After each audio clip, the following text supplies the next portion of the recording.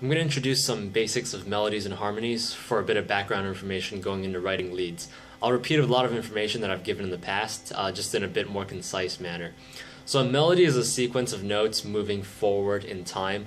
Harmony results from the combination of more than one note played at the same time. Its unit is the interval, which I define as the relative distance between two notes, so the spacing between the frequencies of two notes. Melodies stack on top of each other harmonically in order to form chord progressions, riffs, etc. This is how people used to write songs back in the 1800s or whatever, when each instrument would have its own part and then their motion together would create the song. So a simple diatonic melody can be produced by moving around in a scale. I'm not going to explain what modes and scales are because I don't think I'm qualified. Simple melodies make use of neighboring tones. More advanced ones will skip notes, skip strings, go out of scale if they're chromatic. Simple harmonies are formed out of chords. Your basic major and minor chords are triads. 3 notes that harmonize in thirds. That's a C major. 7 chords stack an additional third on top of the 5 for a C major 7. Other harmonies contain suspended notes where the third is substituted with a second or a fourth. And these typically want to resolve to the third. If you don't sub out the 3 and you just add a 2 or 4 on top, that'll give you an add 9 or an add 11. So intervals, chords, and scales. This is the extent to which I think everyone should learn music theory if you want to become a better musician. Whether you want to learn more on top of that is up to you. I'm not concerned with it myself, but any less you're really limiting your own ability. Everyone should understand how chords are constructed, otherwise you're just relying on charts and diagrams to tell you how to play. If you're memorizing Jimi Hendrix licks and then you play them over a solo, all you're doing is just recycling the same material over and over again. You're kind of lying to yourself if you call it improv. It's more like Mad Libs. I haven't quite stated anything new yet, so I'm going to introduce a technique for creating more advanced harmonies. One of the most fundamental techniques is counterpoint. You have one melody moving a certain direction and another moving in the opposite. It's a very old school thing they use in classical music. Earlier, I introduced the riff to Nightmare. It's an ascending melody played in sequence over a changing chord progression.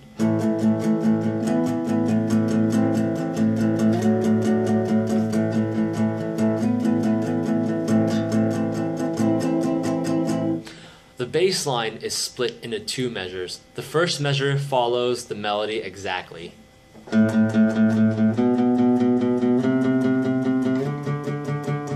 When the riff's melody resets back to A, the bass line continues going up, and then it descends in direct counterpoint with the melody.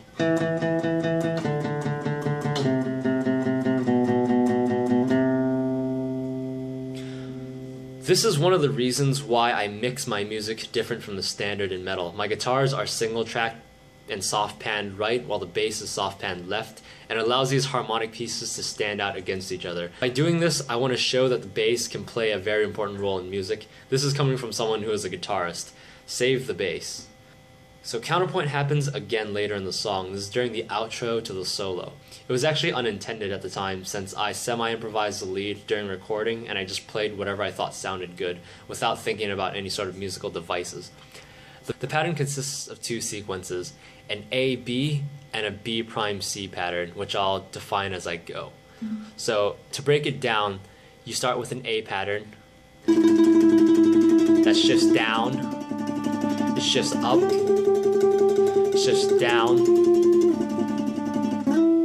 The B pattern shifts up, shifts down, shifts up, down.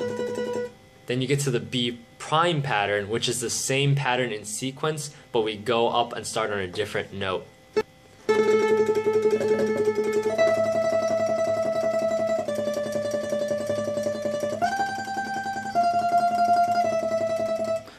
Then we get to the C pattern, which is its own thing. I actually don't have enough frets to play it on this guitar.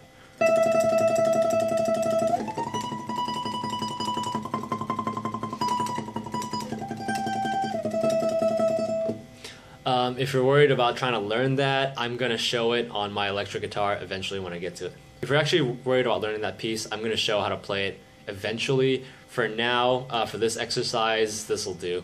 So once again, the counterpoint here is between the bass line and the melody. Specifically, the first measure of the bass line is in counterpoint with the A part of the lead. The entire bass line sounds like this.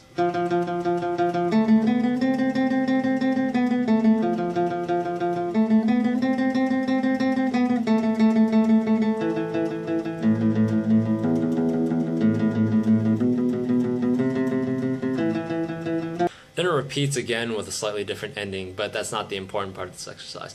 The important part is the first measure of the bass line. It goes up, it goes down, up, down. While the A lead, if you remember from earlier, it goes down.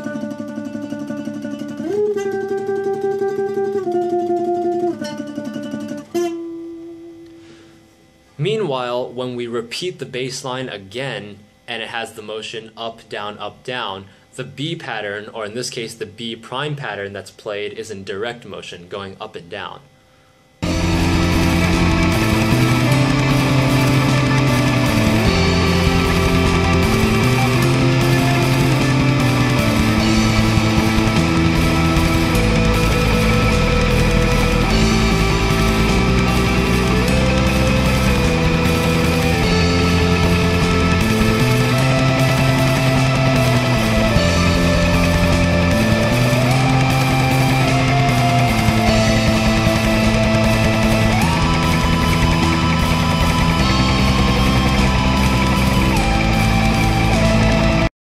Now if I had planned it better, the result would have been more intricate. This is a bit random. I never really thought this would be an example of counterpoint until I was actually paying attention to the music while I was listening to the song later.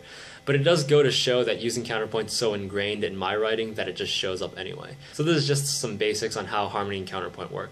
The next video I'll introduce more techniques for writing leads, especially for solos.